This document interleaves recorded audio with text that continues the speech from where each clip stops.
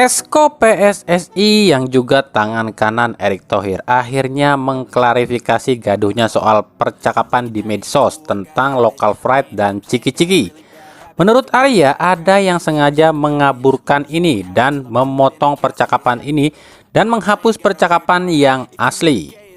Oke, sebelumnya kami pun minta maaf sama Bang Arya Sinulinga sebab kami pun sempat berburuk sangka. Jadi gini nih, menurut Arya Sinulinga, kronologinya adalah dia ini membalas sebuah komentar salah seorang netizen yang bernama Henidar SBF yang nulis, "Lebih bangga sama Sintayong sih bawa timnas ke Piala Asia, juara AFF dan ASEAN Game itu mah ciki." Nah, si Henidar ini tuh bilang kalau juara AFF dan ASEAN Game alias SEA Games itu ya cuma ciki, makanya dibalaslah sama Arya Sinulinga dengan bilang, "STY ketika bawa SEA Games 2021 hasilnya apa, Dek? Ciki-ciki. Tapi Ciki pun 32 tahun tak bisa juara. Ciki-ciki." Ya, inilah intonasi yang bener. Oke, di sini intinya Arya Sinulinga ini tuh ingin jelaskan pada si Henidar ini tuh, jangan anggap juara AFF dan ASEAN Game alias SEA Games itu tuh sebagai piala yang disebut juara ciki. Karena semua itu diraih dengan perjuangan, dan memang meskipun si Henidar ini tuh bilang juara AFF dan juara SEA Games ini tuh cuman juara ciki, nyatanya emang 32 tahun Indonesia nggak bisa mendapatkan itu. Dan kami pun setuju hal ini dengan pernyataan dari Arya Sinulinga. Tapi tetap ada kata-kata Arya yang kami kurang setuju, yakni dia bilang STY ketika bawa SEA Games 2021 hasilnya apa, Dek? Nah, ini pun bisa berkonotasi lain. Orang pasti mikirnya Arya ini tuh ejek STY sebab di 2021 STY yang dibanggakan oleh netizen ternyata nggak bisa bawa juara SEA Games. Jadi di sini kami nggak bisa jawab nih siapa yang benar. Apakah ini memang ada kesalahpahaman atau memang ada indikasi Esko PSSI ini nggak percaya sama STY? Erick Thohir sendiri belum memberikan statement apapun terkait kegaduhan ini. Tapi yang jelas dalam kunjungannya ke Hong Kong dan Jepang yang terbaru di hari Idul Adha, Eto nggak mengajak Arya Sinulinga.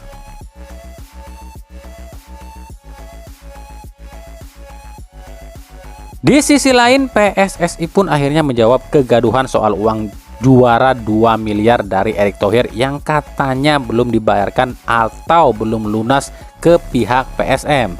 Menurut Waketum PSSI Zainuddin Amali, uang 2 miliar tersebut sudah dicairkan dan ditransfer ke rekening bos PSM Sadikin Aksa. Ya sudah dicairkan. Kami pun sudah tanyakan kepada Sadikin Aksa dan dia bilang sudah dicairkan. Ya kalau pemain belum terima itu bukan urusan kami. Tanya dong pada manajemennya, ujar Zainuddin Amali. Entahlah siapa yang benar, pasalnya hingga saat ini Sadikin Aksa selaku bos PSM belum mau buka suara soal ini.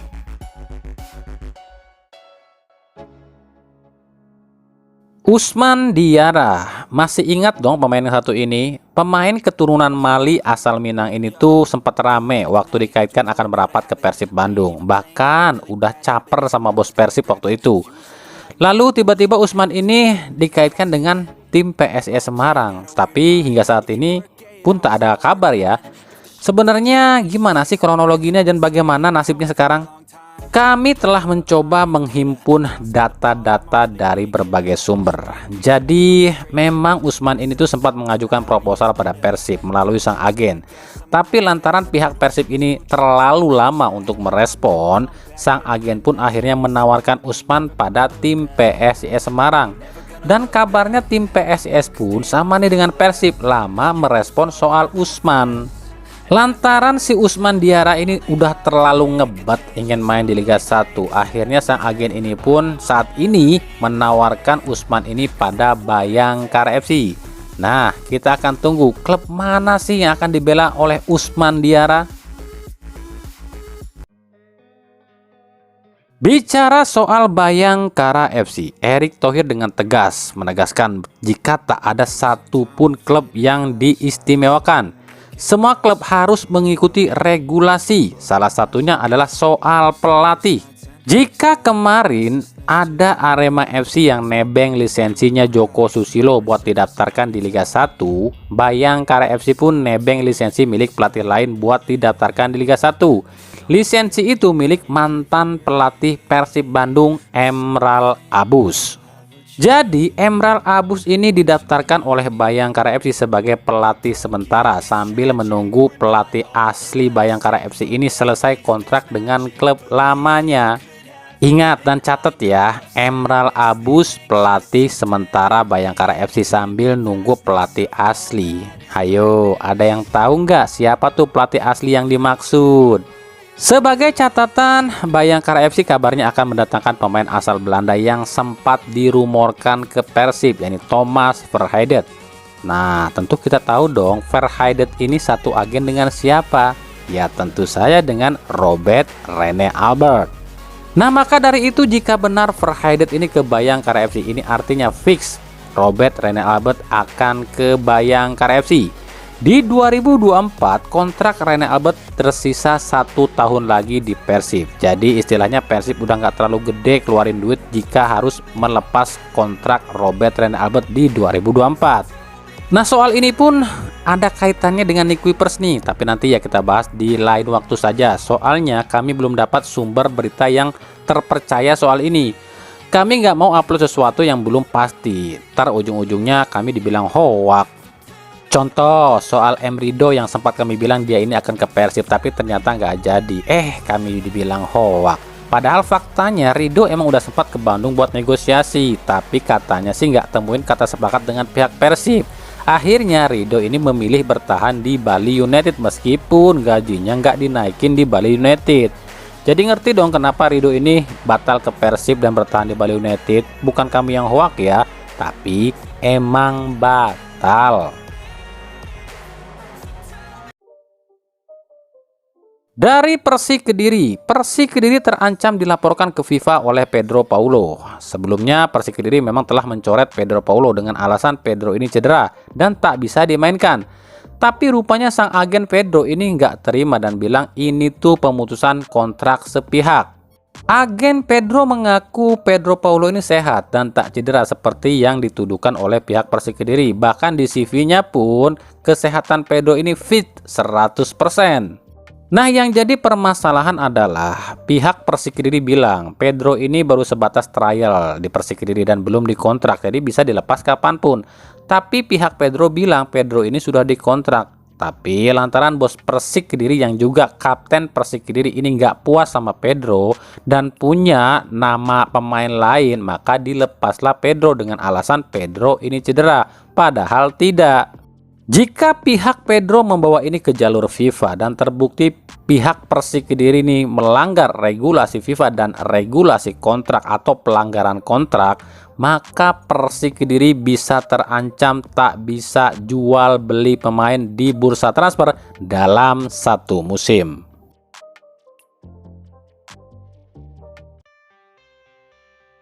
Dari Persib Bandung, jelang lawan Madura United, tekanan diterima oleh Luis Milla dan anak asuhnya. Tekanan ini datang dari fans Persib. Meskipun ini tuh tahun kedua Luis Milla bersama Persib, tapi Luis Milla masuk ke Persib di pertengahan musim. Jadi Luis Milla belum jalani debut bersama Persib dari awal musim. Yang ditekankan oleh Bobotoh pada Luis Milla adalah Luis Milla harus bisa mempertahankan rekor Persib. Ya, rekor Persib yang tak pernah kalah dalam laga awal Liga sejak era Liga 1. Di mana di 2017 Persib bermain imbang 0-0 dengan Arema di laga perdana. Di 2018 Persib bermain imbang 1-1 dengan PS Tira. Di 2019 Persib menang 3-0 atas Persipura. Di 2020 Persib menang 3-0 atas Persela Lamongan. Di 2021 Persib menang 1-0 atas Barito, dan di 2022 Persib imbang 2-2 dengan Bayangkara FC. Di musim ini Persib mengawali liga dengan cukup berat, yakni harus melawan tim Madura United yang di atas kertas sebenarnya levelnya seimbang dengan Persib, tapi justru selalu jadi momok bagi Persib. Nah, gimana menurut kalian guys? Apakah menurut kalian Luis Milla ini mampu mempertahankan rekor tak terkalahkan Persib di awal-awal liga atau justru rungkat?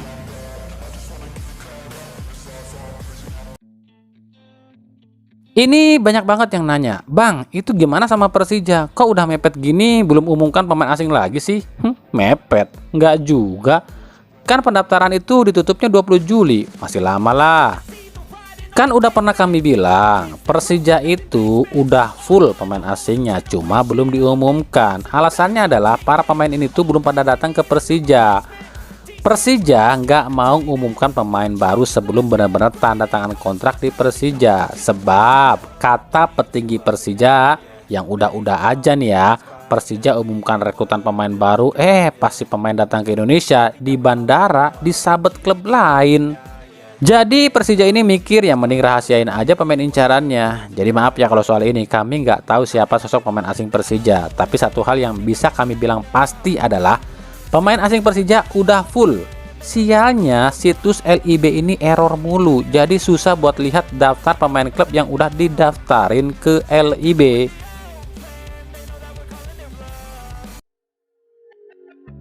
Dari Bali United, Bali United merilis jersey terbarunya. Secara sekilas sih jersey ini mirip dengan jersey mereka di tahun 2020 ya, dengan warna merah dan di lengan warna merah lebih gelap. Jujur kami suka dengan jersey yang dua warna seperti ini, nggak monoton satu warna doang gitu, ada gradasi warnanya lah. Tapi tetap Bali United jadi tim dengan sponsor terbanyak di jersey untuk musim ini. Rans Nusantara FC meresmikan Kushedia Haryudo. Ini sekaligus menjawab jika dicoretnya Yudo dari Arema bukan lantaran Yudo cedera, tapi emang ada kesepakatan antara Rans dan Arema. Ya iyalah, wong satu bos kok, ya wajar lah kalau lobby-lobby pemain. BTW Rans sekarang udah pindah ke Jogja ya, jadi namanya Rans Jogja FC atau Rans Sleman FC nih.